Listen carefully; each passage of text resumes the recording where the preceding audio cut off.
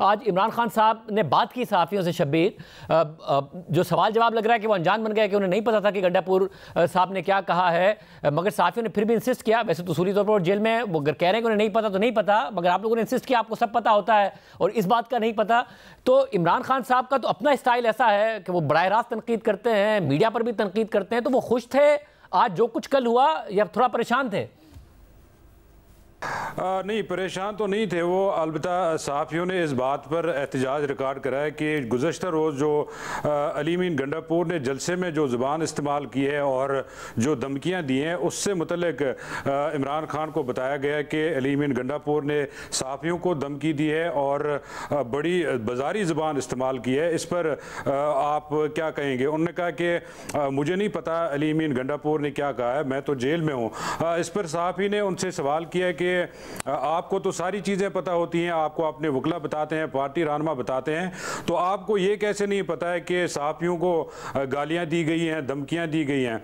खैर, उस पर इमरान खान ने दोबारा कहा कि मैं जेल में हूं, मुझे नहीं पता बाहर क्या हो रहा है, और उसके बाद वो अपनी निशस्त की तरफ जो है चल पड़े। अच्छा, आज उन्होंने फिर एक मरतबा फिर जो नैब तरमीम केस है इस पर बड़ी तनकीद की कि ये NRO हुआ है, ये जो मनी लॉन्ड्रिंग हो रही है इसको जायज़ करार दिया गया है और जो हुक्मरान करप्शन कर रहे हैं उसको तहफ़्फ़ुज़ दिया गया है। मैंने उनसे पूछा कि खान साहब, ये जो नैब तरमीम का फ़ैसला आया है, आपने तो इसी के तहत जो अपनी बरियत की दरख्वास्त दायर की है 190 मिलियन पाउंड रेफरेंस में, तो इसका मतलब आप भी इस नैब तरमीम से फ़ायदा उठा रहे हैं।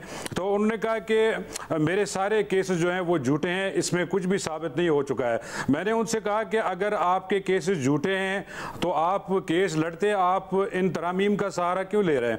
उन्होंने कहा कि ये कानूनी मामला है, इस पर इसको छोड़ दें। मैंने कहा कि नहीं, आपकी जो पिटीशन है 190 मिलियन पाउंड रेफरेंस में, उसको बेस इस पे बनाया गया है कि जो नैब तरामीम फैसला आया है उन सारे नुकात को उस पिटीशन में डिस्कस किया गया है और आपने उसमें नैब तरामीम का सहारा लिया है। उन्होंने कहा कि मेरे सारे केसेस झूठे हैं, नैब अभी तक कुछ भी साबित नहीं कर पाया है और मैं अभी भी नैब तरामीम का जो फैसला आया है इसके खिलाफ हूँ। मैं इससे पहले भी इसके खिलाफ अदालत में गया था, लेकिन चूंकि अब कानून जो है वो मुल्क का कानून बन गया है, लॉ ऑफ द लैंड बन गया है, लिहाजा इसके तहत हम जो हमारे वकला है, जो मेरी लीगल टीम है, वो प्रोसीड कर रही है। इस पर उन्होंने दोबारा कहा कि जो तोशाखाना केस है, ये मगर मुझे ये भी बताइएगा कि उन्होंने आज ये माना खुद कि मैंने इस्टेब्लिशमेंट के कहने पर ही अपना 22 का जलसा मंसूख किया था, कैटेगोरिकली कहा उन्होंने।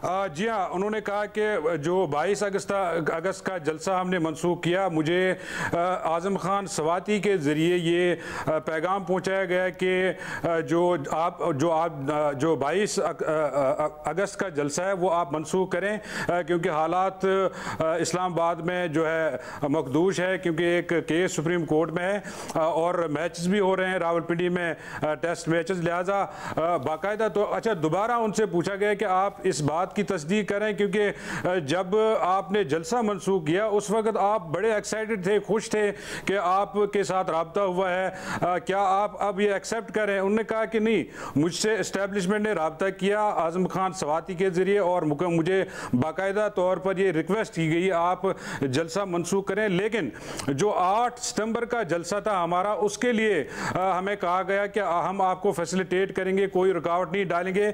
लेकिन गुज़श्ता रोज़ जो रुकावटें डाली गई, जुड़वा शहरों को बंद किया गया, कंटेनर्स लगा दिए गए, तो इससे ये साबित हुआ कि हमें जलसा मुकम्मल तौर पर, आज़ादाना तौर पर नहीं करने दिया गया।